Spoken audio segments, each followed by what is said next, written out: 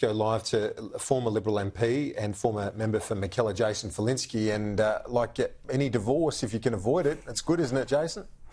I guess so, Kieran. But look, I'm a supporter of the Liberal Party. I believe in what it can do for Australia's future. I'm passionate about its success.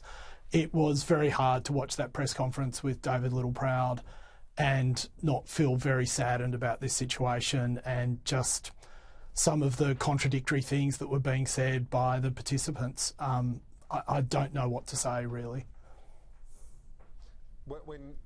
Can you just elaborate on that specifically? Well, for example, to talk about... Yeah, so for example, to talk about good faith and that we've negotiated in good faith, when he decided to pull out of the coalition while Susan was planning her mother's funeral, gave Susan half an hour's notice, has put demands in the coalition agreement around policy, which to my understanding have never existed in that agreement before. They're not the acts of good faith. And I think there'll be a lot of people in the Liberal Party today who will be standing there going, we're not quite sure that you can characterise it that way. And also, as Trudy, who broke the story this morning, has earlier reported, I don't think it's a matter of principle. I think that there are a number of people in his party room, like Michael McCormick, like Michelle Landry, like even Barnaby Joyce, who are questioning the wisdom of what occurred last week.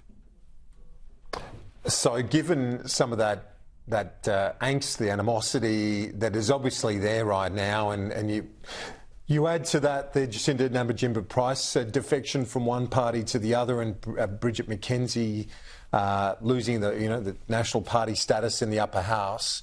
There's a whole layer of other issues around all of that. Can they get together and avoid this split? Because it is a lot harder to get back together. I know it's a party you love, the Liberal Party, but if you want to have a coalition that works together, it's easier before you start handing out jobs.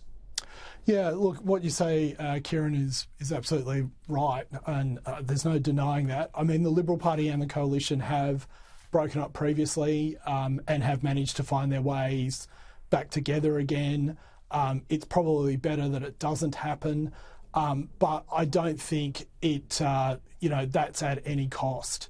The Liberal Party has borne the cost of the coalition agreements for the last 3 election cycles. You only need to look at the election results to see that. Tom Connell was saying to you just earlier, we now need a 7.6% swing. A lot of that is due to the fact that we have focused a lot of money and a lot of resources on regional areas, and we have now lost a lot of votes in city and urban areas. And, that's not the National Party's fault. They have done an excellent job at representing their constituency. The Liberal Party needs to do a much, much better job at representing theirs. And if this coalition starts off with us bending the rules and making really unsustainable compromises, well, to continue the analogy, the marriage ain't going to last very long. Jason Falinski, thanks. We'll talk to you soon. Coming up next, what prompted